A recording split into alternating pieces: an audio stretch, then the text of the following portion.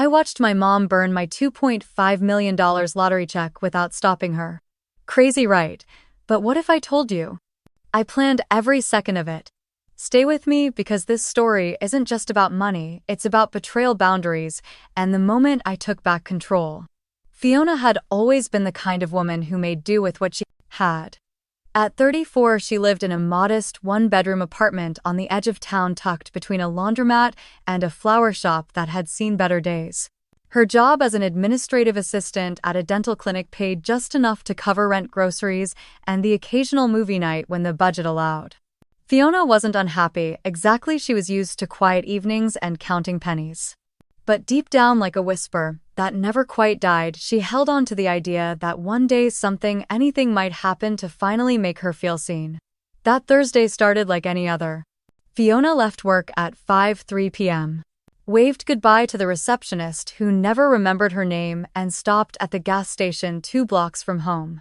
As she waited for the pump to click, her eyes wandered to the bright neon sign over the cashier window. Powerball jackpot, $2.5 million. She wasn't a lottery person, not really. But something about that day, the way the sun hung low like gold over the street, or maybe just the weariness in her bones, nudged her forward. "One quick pick," she said aloud, half to herself. The cashier smiled, handed her the ticket, and said, "Hey, lightning's got to strike somewhere, right?" Back at her apartment, Fiona reheated last night's soup and curled up on the couch with a worn throw blanket. She didn't even remember where she placed the ticket until the lottery numbers appeared on the screen between news segments.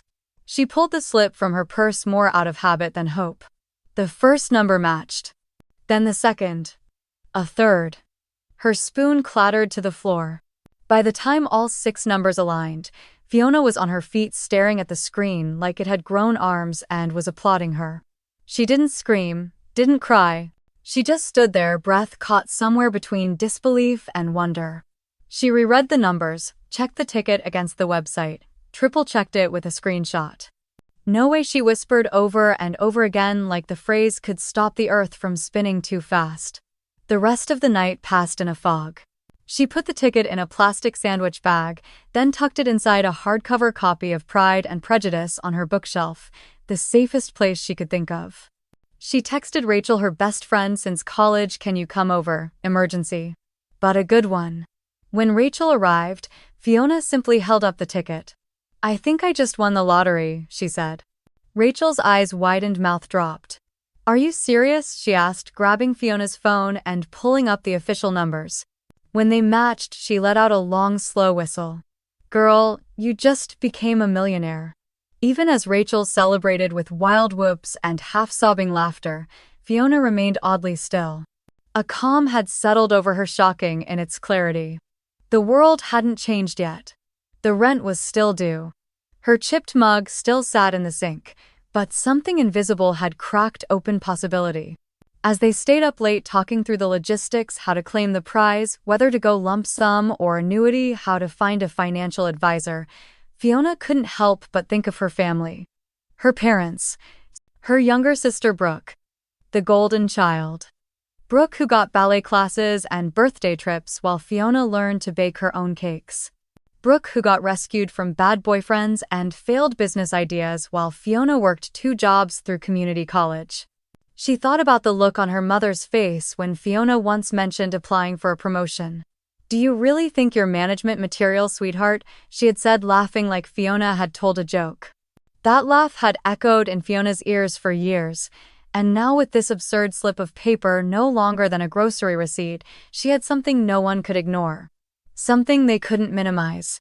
"I used to dream," she told Rachel that night, her voice soft but steady, "that maybe something wild would happen just once so they'd have to see me. Not as a backup plan, not as a shadow, but as someone real." Rachel reached across the couch and squeezed her hand. "Well, they're about to get a show they never saw coming." As Fiona drifted off to sleep that night for the first time in years, she didn't dream of being somewhere else or someone else. She dreamt of standing in her truth with or without applause. Lying in bed later that night, Fiona stared at the ceiling, the shadows of the window blinds casting soft lines across the room.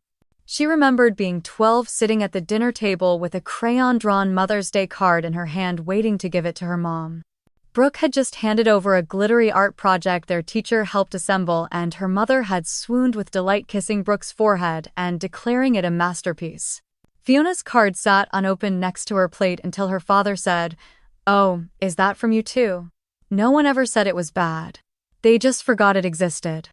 That moment, small, ordinary, unintentional, had wrapped itself around her ribcage for years. It was never about grand betrayals, she realized, but about being consistently invisible in the spaces that should have seen her most clearly. Tonight, holding that lottery ticket, Fiona felt the weight begin to shift. Not because the money validated her worth, but because for the first time the universe had whispered directly to her.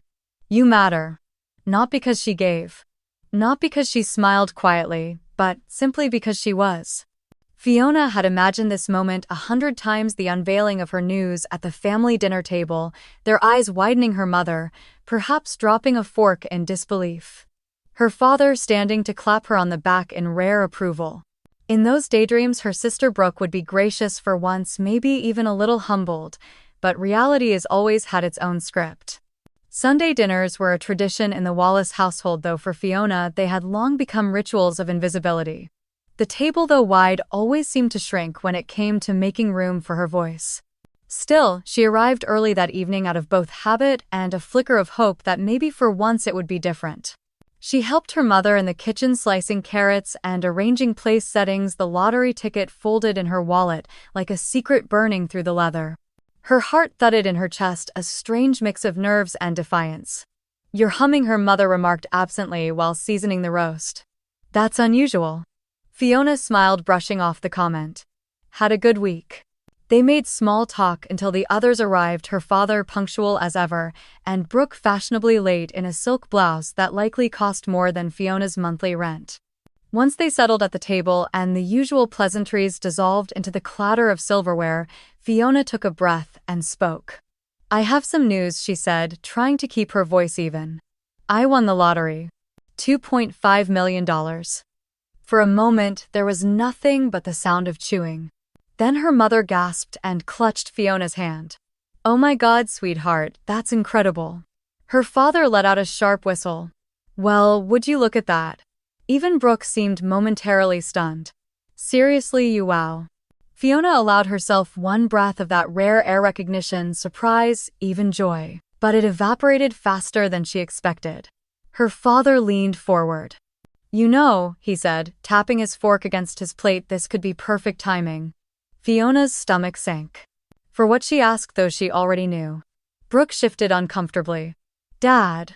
He continued anyway. "Brooke's business, her boutique, has been struggling a bit. Not her fault, just the economy.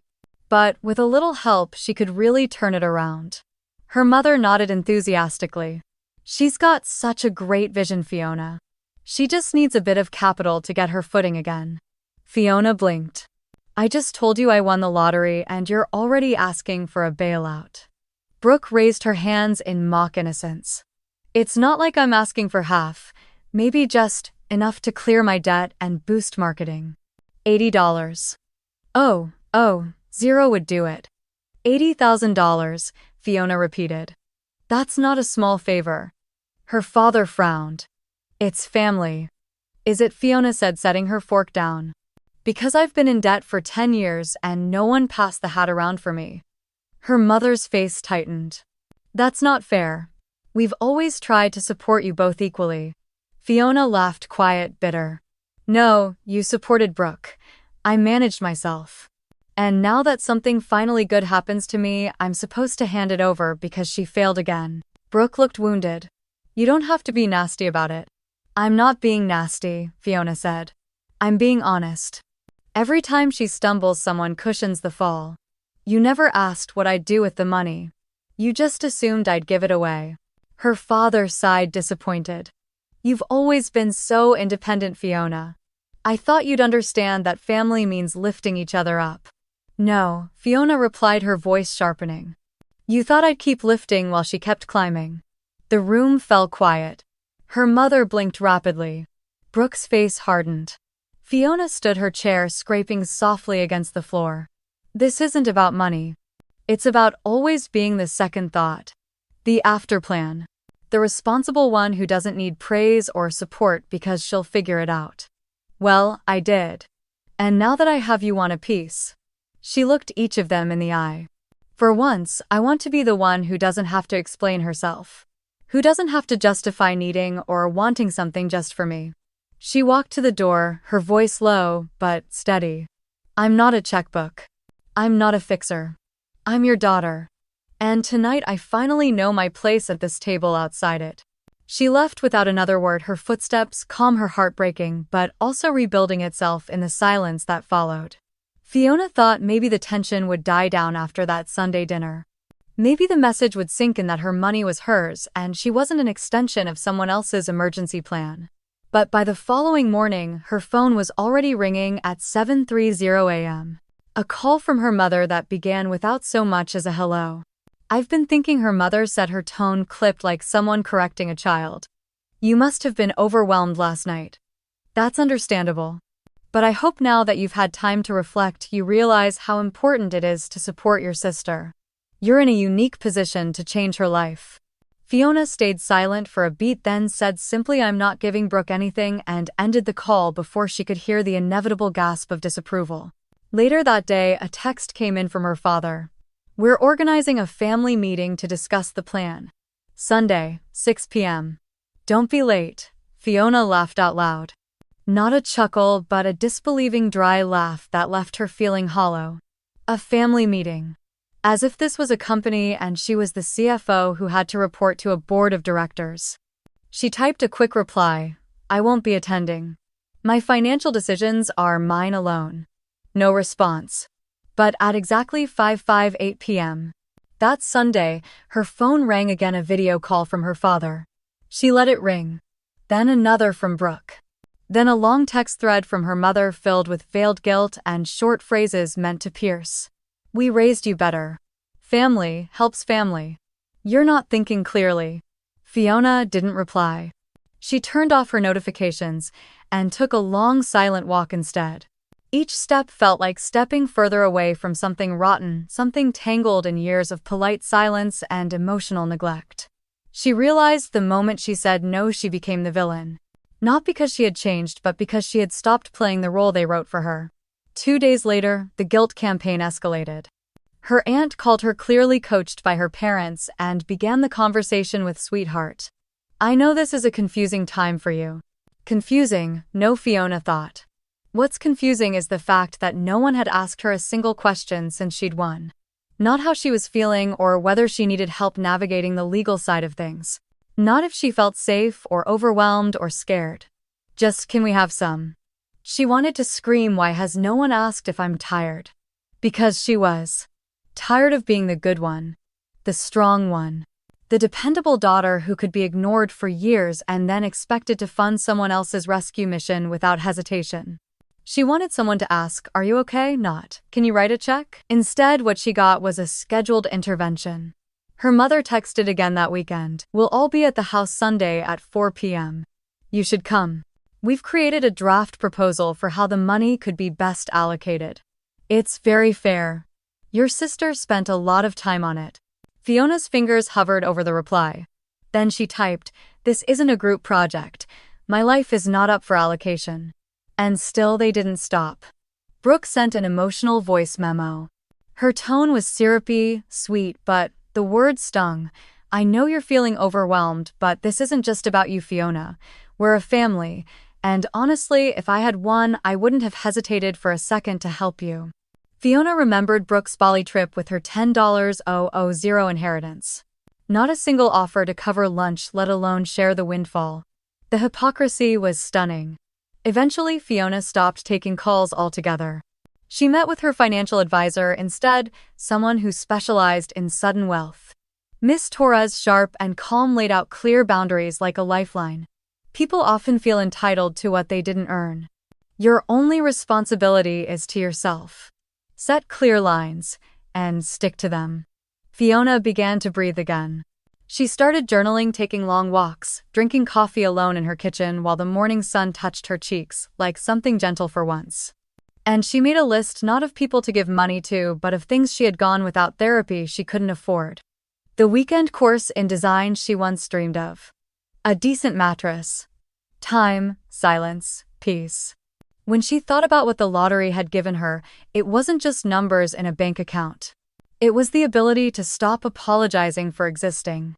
It was the audacity to say no and mean it. It was the power to build a life without asking for permission. As Fiona walked through the quiet neighborhood one evening, she felt the weight of memories pressing in on her like thick humidity. Every step echoed with unspoken history, years of being overlooked, of being the background character in her own life story. She passed by the elementary school where she'd once won a district-wide essay competition. She remembered clutching the certificate with pride, rushing home to show her parents, only to find them beaming at Brooke's new painting on the fridge. "You wrote something." "That's nice," her mother had said, not even lifting her eyes.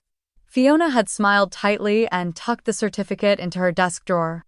It stayed there for years. That memory, long buried, rose now like an old bruise pressed too hard. It wasn't about the money. It never was. It was about not being seen. Not being chosen. Not once, not even by accident. She paused at a bench near the community garden and sat down, pulling her coat tighter around her. Her phone buzzed in her pocket again. Another message, this one from Brooke. A photo of them as kids, arms around each other, both grinning. Brooke, missing a front tooth, Fiona, with scraped knees and gap-toothed laughter. Underneath the message, "Remember when we were best friends? I don't know what happened to us, but I miss you, and I hope we can figure this out. Love you." It was almost touching. But even now the image was carefully curated, strategically timed. Fiona could feel the strings behind the words. She knew this tactic well, emotional disarmament disguised as nostalgia. Still her heart ached. Because yes, they had once been close. Before the hierarchy had been carved in stone. Before she learned that proximity didn't mean priority. She opened her notes app and began typing, not a reply but something for herself. A letter she'd never send. "Dear Brooke, I do remember.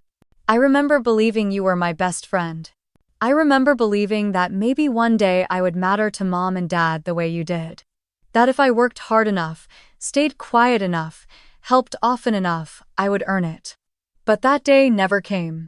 And now that I've said no once, you all act like I've committed treason. You call me selfish. But where was your concern when I was working double shifts to pay off student loans? Where was the family meeting when I had no heat in winter because I couldn't afford the bill? You want a part of something I've finally been given after a lifetime of being invisible. And you don't ask how I am. You ask how much I'll give. That's what hurts the most. Fiona." She stared at the screen for a long time before locking her phone. She wouldn't send it. Not yet. Maybe not ever. But it felt good to write it. To put it down. Her truth didn't need their approval to exist. And for the first time in years, Fiona felt like she was starting to reclaim her own voice. Not the people-pleaser, not the peacemaker, but the woman who finally understood that love without respect is a chain, not a gift. As she stood up from the bench, Fiona whispered under her breath, "Not my responsibility," and let the words settle in her bones like a quiet, powerful vow. Fiona stood at the threshold of her apartment and immediately knew something was off.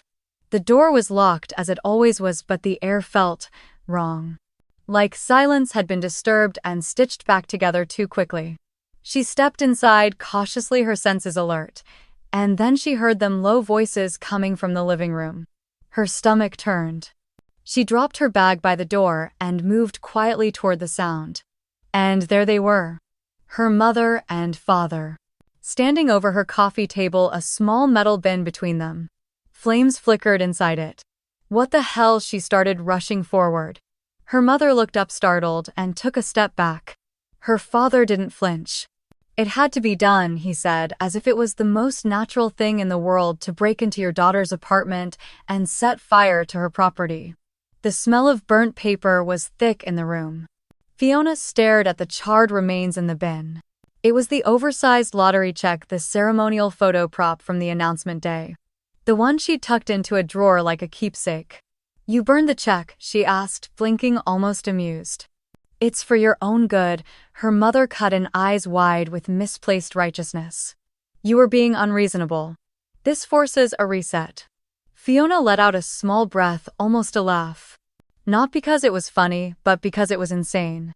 You broke into my home, she said calmly, voice like tempered glass. You used the spare key I gave you 3 years ago when I had the flu. You never returned it. It's still our family, her father said, as if that justified the trespassing. And we had to intervene. You weren't thinking clearly. The money has gone to your head. Fiona shook her head slowly. You think that check was the real payout? She asked, lips curling into something between a smile and a smirk. You really believed you could destroy my claim by burning a souvenir? For the first time, doubt flickered in her father's eyes. Her mother frowned. What do you mean it's just a prop? Fiona said coolly. A fake. For the press. The real money has already been wired into a secure account. With 2-step verification and physical ID protocols. You destroyed a piece of cardboard. The color drained from her mother's face. Her father's mouth opened slightly as if searching for a retort but finding none. Fiona didn't move. She didn't shout, she didn't cry. She stood still in the center of the room, calm as ice, letting the weight of their failure settle into the silence. I'm calling the locksmith today, she said after a pause. You're never getting into this apartment again. Not with a key, not with guilt. You're overreacting, her mother said quickly, desperation, replacing the confidence from moments earlier. This is just a misunderstanding. No, Fiona said, voice firm but quiet. This is clarity. You didn't burn the check because you were confused. You did it because you thought if you could destroy the symbol you could control me. Her father took a step forward. You always were dramatic. Fiona met his gaze. And you always were entitled. The words hung in the air like frost. Brooke appeared in the doorway, seconds later carrying takeout. Oh, she said, freezing mid-step. You're home. Apparently I should have expected guests, Fiona replied without looking away from her parents. They broke in. They burned the ceremonial check. Thought it was real. Brooke's eyes widened. I didn't know they were going to do that, she said quickly. They told me we were just going to talk to you again. You were all complicit, Fiona said, finally turning to her sister. Maybe not in action, but in assumption. You all thought this was negotiable. She walked slowly toward the door and held it open. Get out. Her mother opened her mouth to protest. Fiona raised a hand. Leave now or I file a police report for breaking and entering. And I will press charges. Her parents hesitated only for a second, but the look in Fiona's eyes was not one they'd ever seen before. They gathered their coats in silence. Brooke paused in the doorway, guilt in her expression. You're being cruel, she said. Fiona answered without hesitation. Cruel as walking into someone's home uninvited and trying to burn down their future. This is me finally choosing myself. When the door shut behind them, Fiona locked it, both the knob and the deadbolt. Then she leaned back against it, feeling the tremble in her spine begin to fade.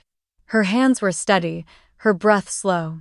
She walked over to the burnt remains, took a photo for documentation, then opened a window to let the smoke out. The air was sharp with ash and betrayal, but also strangely clear. That night, she called her lawyer, then her bank, then the building security. She scheduled the locks to be changed, ordered a new intercom code, and added her unit to the no visitor access list. By morning, her world was secure again, and for the first time in years, so was she. Fiona didn't change her number, but she stopped answering. She didn't block them. She wanted to know what was being said, but she no longer felt compelled to respond. Every new message from her parents or Brooke only confirmed what she had finally begun to understand. Their concern was conditional, their love tied to usefulness. She wasn't a daughter in their eyes, she was a resource. So, she did the one thing she had always been afraid to do: she cut the cord. She didn't send a dramatic announcement, she simply fell silent. And then she began to build. The next morning, she contacted the attorney her financial advisor had recommended, a woman named Miss Hartley, who specialized in wealth protection and family legal conflict. Fiona explained everything in detail, from the lottery win to the break-in and the burned check. Hartley listened without interrupting, only occasionally scribbling notes. When Fiona finished, she leaned back and said with quiet conviction, "You've made the right call. Let's put your financial and legal safety net in place, and let's stop worrying about what people think." Fiona exhaled slowly. That was the first time in weeks someone had said those words to her without judgment. She set up everything: estate planning, a revocable trust, layers of security, and most importantly, a cease and desist letter that would be drafted and ready to send if the harassment escalated. "Don't send it yet," Hartley advised, "but keep it close. Your silence is powerful, but it's not weakness." That same day, Fiona also signed up for a series of workshops: financial literacy, investing for women, and On Impulse, a weekend course on negotiation and boundary setting. Not because she didn't know how, but because she needed to rebuild the muscle of choosing herself. By week's end, she'd also seen a therapist for the first time in over a decade. "I don't want to be angry," she said, clutching a tissue in her lap. "I just want to be free." The therapist smiled kindly. "Freedom isn't the absence of anger, it's knowing you don't owe anyone your peace." But as Fiona quietly rebuilt, her family declared war. Not through lawyers or lawsuits, but through whispers. It started with a message from a distant cousin, then an aunt, then a former family friend, all saying some version of "We heard what happened. Is everything okay?" Fiona would reply with a simple "I'm fine, thank you," but the pattern became obvious. Her parents were painting her as unstable. The narrative had shifted. She was no longer the ungrateful daughter who refused to help. Now she was the poor girl who cracked under pressure. Her mother had told at least 3 relatives that Fiona was not herself lately. One even mentioned the words "mental break." It was absurd, and it hurt in a way she hadn't anticipated. It wasn't the lies that stung, it was the ease with which people believed them. The subtle erasure of her side of the story. The gaslighting on a family scale. She had expected backlash, yes. But the social isolation that followed was chilling. Invitations stopped coming. Text threads went silent. One former friend even unfollowed her online, as if choosing not to give away her winnings made her contagious. At night, Fiona lay awake in her new apartment, hearing the hum of the city outside her window, and wondering, was it always this quiet, or had she just never let herself be still before? She was lonely, but it wasn't the kind of loneliness that came from absence. It was the kind that followed clarity. That silent moment after the curtain is pulled back and you see everyone for who they really are. But she didn't regret it. Not 1 second. She'd spent 3 decades contorting herself to fit into rooms where she was barely tolerated. Now she was building her own room. With locked doors, and velvet couches, and no chairs for guilt. One afternoon, as she sipped her coffee on the balcony, her inbox pinged. It was from a former teacher, Miss Jennings, her AP English instructor from high school. They'd kept in loose contact over the years. The email was short: "I saw the news online. I just want to say good for you. Protecting yourself doesn't make you the villain. Some of us are quietly cheering for you. Stay strong, Fiona." She read it 3 times, her eyes welling. Because even a single voice saying "I see you" can drown out 1,000 that say you've changed, so she kept going. She hired a personal trainer, not for the body but for the discipline. She signed up for cooking classes not to impress anyone but because she'd always wanted to. She began volunteering with a nonprofit that helped women leaving abusive households start over financially. Each step was like laying bricks in a home that finally belonged to her. Not physically, but emotionally. And slowly the shame faded. The doubt loosened. The old reflexes of people-pleasing softened, replaced by something steadier. A sense of worth that didn't need to be proven. She wasn't cold. She wasn't cruel. She was just finally not available for being used. And if that made her a villain in someone else's story, so be it. She was done being the side character in her own. Fiona moved out without telling a soul. No forwarding address. No goodbye. She found a new apartment across town, modest, modern, quiet, with security cameras in the hallway and a 24-hour doorman who didn't ask questions. She changed her number, closed her old email, and deactivated every social media account she'd ever used. Not because she was afraid. Because she wanted peace. She wasn't hiding, she was protecting what she'd rebuilt. What she now knew she deserved. She kept the curtains drawn for weeks. She let herself sleep in without guilt, cook meals that had no audience, read books she had forgotten she'd wanted to read. The silence that once scared her now felt sacred. A soft, steady background for a life no longer dictated by obligation. One morning, as light pooled onto her kitchen counter, she opened her laptop and typed "female financial advisors near me." The search yielded dozens of results, but one name stood out: Margot Lee. Young Asian American background in nonprofit finance and glowing reviews from other women who praised her clarity and integrity. Fiona made the appointment, heart oddly fluttering. It felt like a date with her future. Margot was sharp and unpretentious.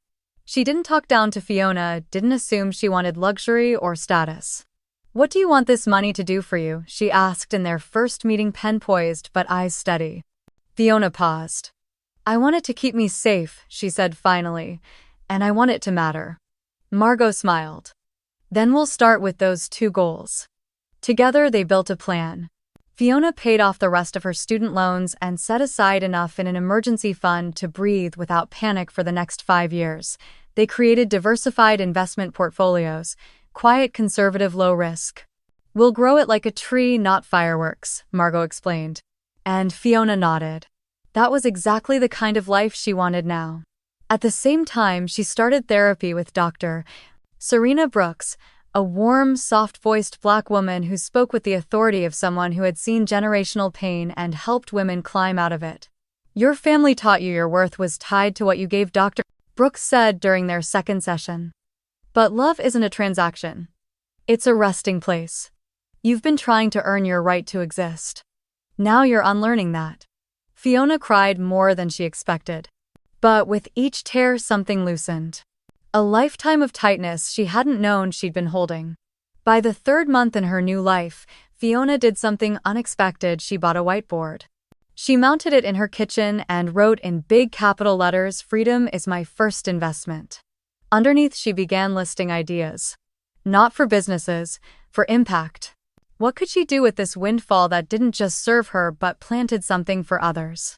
And that's how the idea began. A small education fund for women between the ages of 18 and 30 focused on financial literacy and autonomy. She remembered being that girl working late nights Googling what is compound interest on her cracked phone, too afraid to ask anyone because the world had already assumed she should know. No one had ever explained it. Just like no one had ever explained how to say no or how to protect your boundaries when they're called selfish, the foundation wasn't flashy. There was no gala, no press release. Just a simple website built with a template and filled with her own words. "We believe every woman deserves the right to understand her money, trust her gut, and walk away when something doesn't feel right. This fund is for the woman who's been taught to apologize before she speaks.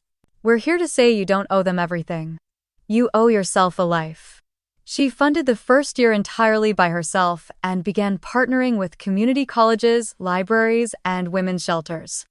The workshops were small, 8 to 12 women in folding chairs eating granola bars and nodding silently as the facilitator explained credit scores, debt traps, and salary negotiations.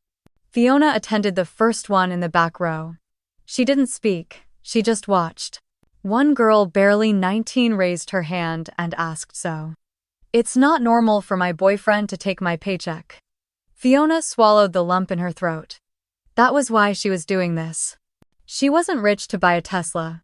She was rich to make sure that girl never had to ask permission to leave. She began journaling again, something she hadn't done since college. In one entry she wrote, "I used to think freedom looked like a penthouse and a first-class ticket. Now I know it looks like leaving a job without begging. Like saying no to a family gathering that makes you shrink. Like not explaining your choices to people who never listened." The press never found her. Her family, at least for now, had stopped trying. Maybe they were embarrassed. Maybe they had moved on to spinning a new version of the story. Maybe they were just waiting. But Fiona no longer lived in anticipation of their next move. She was busy. She was learning to bake bread, taking long walks, trying watercolor, discovering that she liked instrumental jazz and hated folding laundry and preferred black coffee over lattes after all. She was slowly, steadily rediscovering who she had been before the expectations settled over her like wet wool. She didn't need to forgive anyone right now. She didn't need to make peace with people who still believed she owed them something. What she needed, what she was giving herself, was the quiet joy of not being needed by anyone who didn't see her, and that she realized was the greatest wealth of all. Fiona hadn't thought about Brooke in weeks. Not deeply. Not in the old aching way. There were flickers when she saw a woman in a pink scarf like the one Brooke used to wear, or when a certain song played that reminded her of summer drives with the windows down, but they passed like shadows across her peace. She didn't miss the drama. She didn't miss the manipulation. But sometimes in the quiet of her new apartment, she wondered what it would have been like to have a sister who saw her. Really saw her. So when she opened her inbox one Thursday morning and saw the subject line from Brooke, her breath caught just slightly. The message preview read, "You don't have to read this, but I hope you will." She hesitated. Her thumb hovered over the screen. Then she tapped. The email wasn't long. No dramatic paragraphs, no tears in text form. Just honesty. "Fiona, I know I'm the last person you want to hear from. I've been thinking about everything about who I've been. About how I've taken so much for granted. I'm not writing to ask you for anything. I just need to tell you something. I didn't understand you. Not really. I thought you were cold, detached, distant. I didn't see what it felt like to always be the one who stayed quiet, who gave in, who didn't get asked what she wanted. I didn't see how lonely that must have been. I don't expect anything from this. I just wanted to say I'm sorry. And I hope maybe someday we can talk again." Fiona stared at the screen, the cursor blinking like a metronome in her pulse. She reread the message 3 times. There was no manipulation, no guilt-tripping, no subtle demand, just an apology. It didn't undo anything. It didn't return the years lost to favoritism or erase the bitter dinners where Fiona's accomplishments were invisible beside Brooke's drama. But it was the first time in decades that Brooke had acknowledged the imbalance. Not with excuses. With humility. Fiona didn't cry, she didn't rage, she simply sat with it. Let it breathe. Let herself feel the tangle of reactions without trying to untangle them. Later that day, during her weekly therapy session, she read the email aloud to Dr. Brooks. "She says she's sorry," Fiona said, folding her hands in her lap. "And I think she means it. I don't know what to do with that." Dr. Brooks tilted her head thoughtfully. "What does your gut say?" "My gut says I'm not ready to respond. And that I don't owe her forgiveness just because she finally acknowledged the truth. But I also don't want to stay angry. I don't want to hold this forever." "That sounds like wisdom," Dr. Brooks said gently. "Forgiveness isn't a light switch. It's a boundary with grace." That night, Fiona lit a candle and poured a glass of wine. She sat on her balcony watching the city lights flicker like constellations.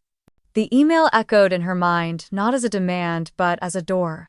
One she didn't have to walk through yet, one she could simply leave ajar. She opened her journal and wrote, "Maybe I don't need to reopen the past to let it rest. Maybe I can honor the apology without erasing what I've learned." A week passed. Then, 2. Brooke didn't send another message. There were no follow-ups, no pressure. And somehow that made it easier to believe she was genuine. Fiona finally replied. The message was short. "Thank you for your email. I appreciate you reflecting on the past and acknowledging how it impacted me. I'm still processing everything and I need more time before I consider what a relationship between us might look like in the future. I wish you well in the meantime." She didn't sign it with love. She didn't promise anything, but she sent it with clarity and without malice. And when she hit send, she felt no guilt. No regret. Just a strange, quiet pride. Because for the first time she was choosing something for herself that didn't require burning bridges or rebuilding them. She was simply walking her own path. With her values intact. She didn't tell anyone about the email, not even Rachel. It felt private, sacred in its own way. A reminder that healing didn't always have to be loud. Sometimes it was a soft shift inside the decision to release resentment without forgetting the reason it existed. In the weeks that followed, Fiona threw herself into her foundation work. She visited a high school to speak on budgeting and student loans. She met with a single mom who wanted to learn how to open a savings account. She listened. She taught. She grew. And once at the end of a workshop, a young woman asked, "Have you ever forgiven someone who didn't deserve it?" Fiona paused. Then she smiled gently. "I don't think forgiveness is always about whether they deserve it," she said. "Sometimes it's about what you deserve. And sometimes the most powerful thing you can say is, 'I forgive you, but I still choose not to go back.'" The girl nodded slowly. Fiona felt something settle in her chest. She didn't need to go back to be free. She didn't need Brooke's approval, or her parents' remorse, or anyone's permission. She had her own compass now, and it pointed toward peace. The letter from the court arrived on a rainy Tuesday morning.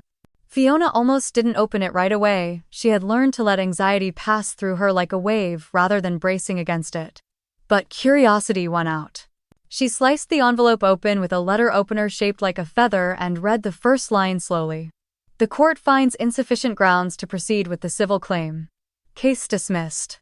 There was no flourish, no drama. Just facts. Her parents had in a last-ditch effort tried to sue for financial coercion after realizing the lottery money had changed hands entirely without their benefit.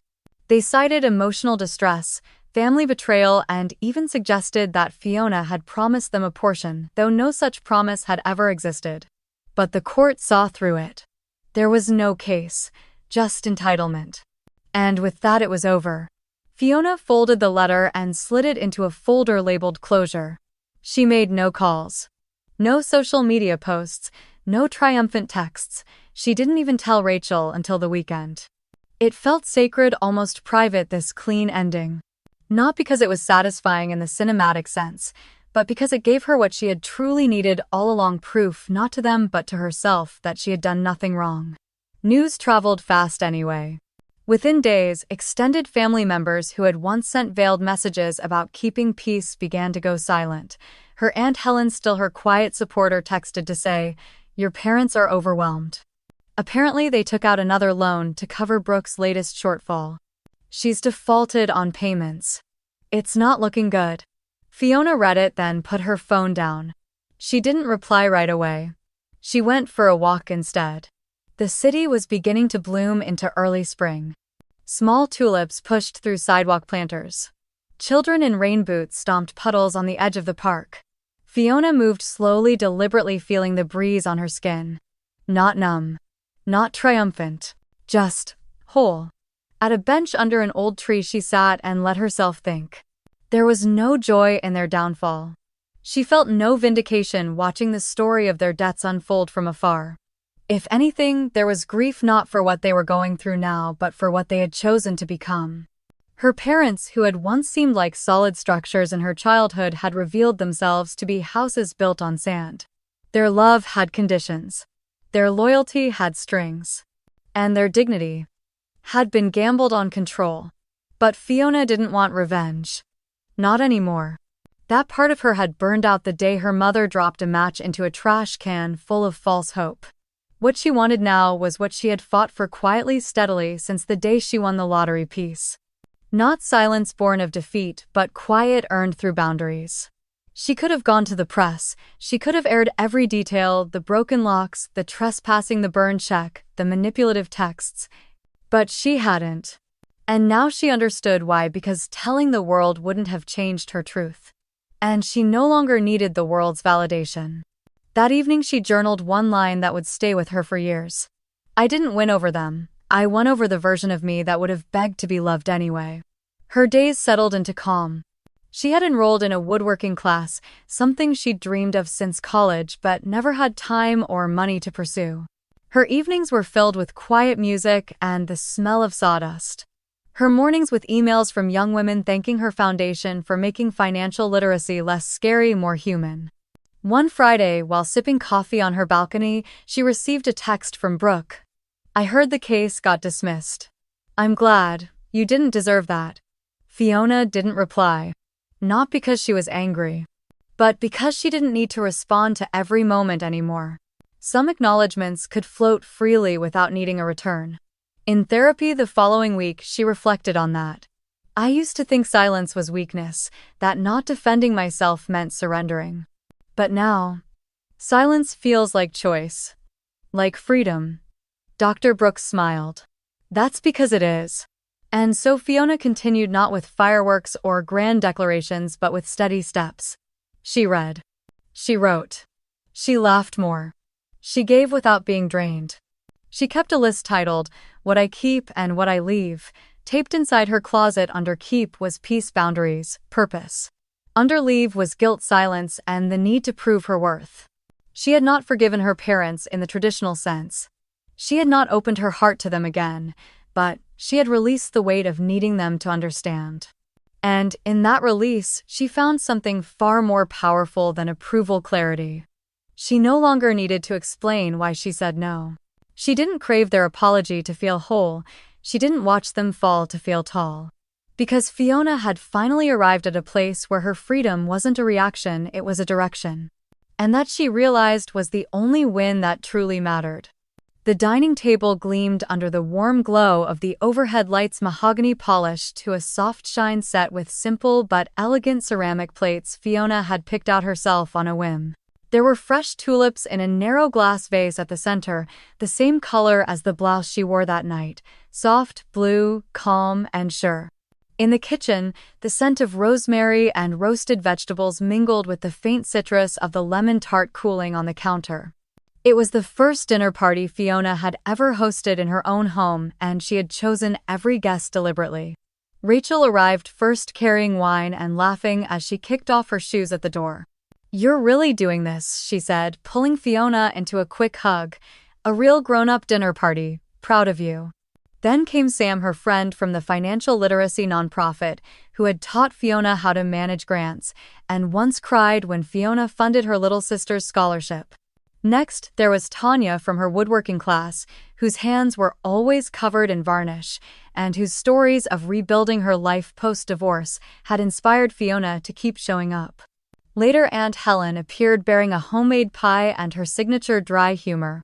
They didn't all know each other, not at first, but by the time the main course was served, laughter had filled the room like music. Stories flowed about terrible exes and impossible bosses, about small wins and quiet joys. At one point, Tanya clinked her glass and said, "This may sound weird, but this feels like Thanksgiving should have felt my whole life." Fiona smiled, not because it was perfect, but because it was real. She sat at the head of the table not out of ego, but because it was her table. Her space. Her rules. She looked around at the faces lit by candlelight and felt something she hadn't felt in a long time: belonging. And not the kind you earn by conforming, pleasing, or sacrificing, but the kind you create by being wholly yourself and letting others meet you there. No one asked about money that night. No one suggested she owed anyone anything. No one compared her to her sister. They just passed the bread, refilled glasses, shared recipes and playlists, and asked questions like, "How are you sleeping lately?" and "What's one thing that's made you smile this week?" It was the kind of family Fiona hadn't known she needed. And as she stood later by the kitchen sink washing plates with Rachel and humming along to a quiet playlist, Fiona realized something else. Blood might tie people together, but it didn't guarantee safety, kindness, or support.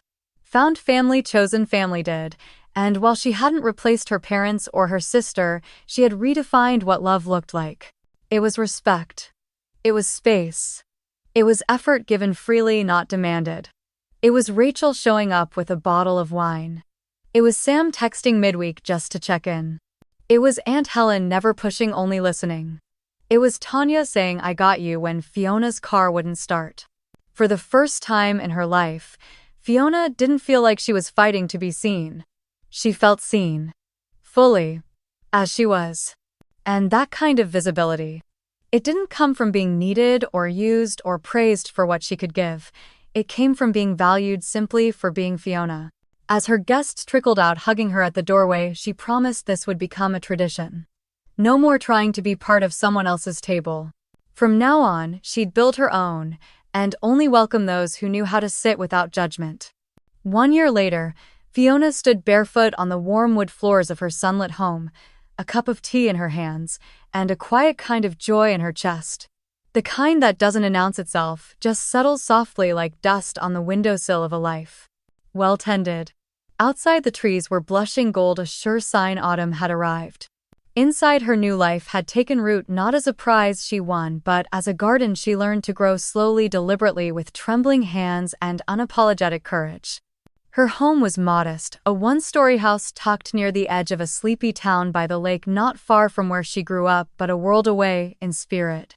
It had taken months for her to feel safe again, to not look over her shoulder every time she walked to the mailbox, to trust silence instead of fearing what it hid.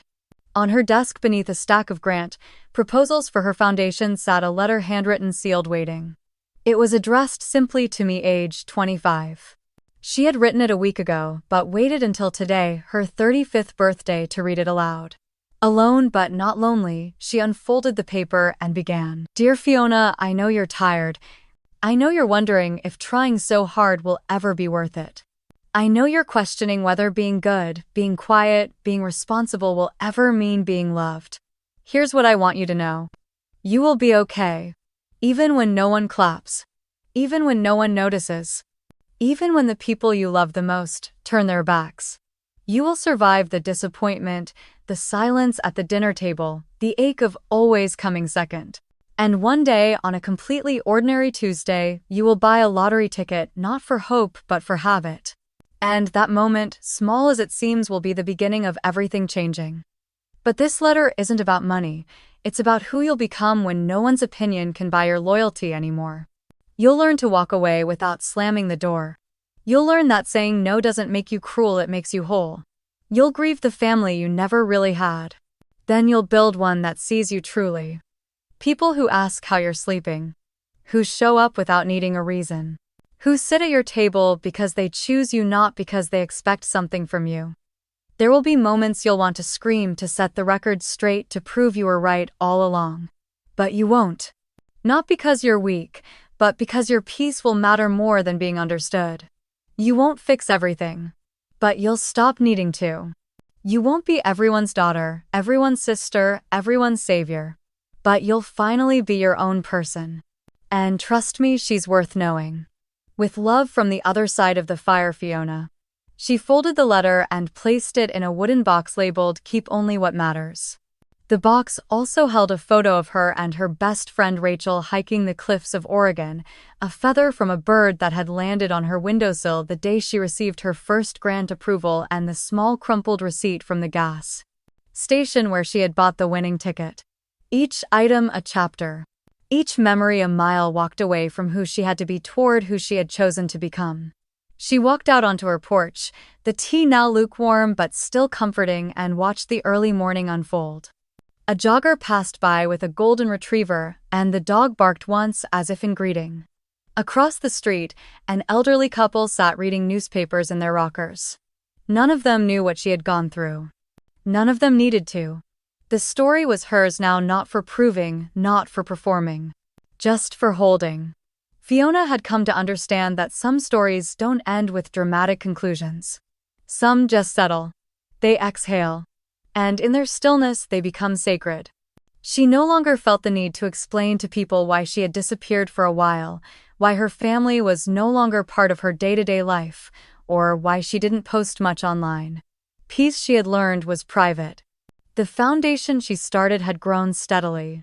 What began as a modest initiative to teach financial literacy to women aged 18 to 30 had expanded into a multi-state nonprofit with partnerships at community colleges and shelters. Fiona attended many of the sessions herself, not as a speaker but as a listener. Sometimes after class, a woman would approach her and say, "I thought I was the only one," and Fiona would smile and say, "You never were." She had come to believe that healing didn't always require loud declarations. Sometimes it just required being in a room with someone who saw you. As the wind picked up, a leaf danced down from the oak tree and landed near her foot. She picked it up, twirled it between her fingers, and thought of the seasons, how they change without asking permission. How they return. How even after the darkest winters, something green dares to push through. Later that afternoon, she met Rachel for lunch. They sat at a cafe by the marina, their usual spot. After catching up on work and life, Rachel looked at her closely and said, "You're different now. Fiona nodded, understanding what she meant. I finally believe I belong to myself, she replied. Not to their expectations, not to their approval, just me. Back home that evening, she lit a candle and wrote in her journal. She didn't write about pain anymore. Not because it was gone, but because it no longer led the story. Instead, she wrote about the small things, the way the barista at the coffee shop remembered her name, the way her tomato plants had started blooming again, the way she no longer flinched when she heard unexpected knocks at the door. She wrote about freedom. Not the kind you buy, but the kind you reclaim. And as the day turned to dusk, Fiona sat on her porch swing, sipping the last of her tea, wrapped in a blanket of quiet pride. She had not won by shouting louder or giving more. She had won by choosing herself every single day in a world that once taught her she wasn't enough, and that she thought was the richest ending of all.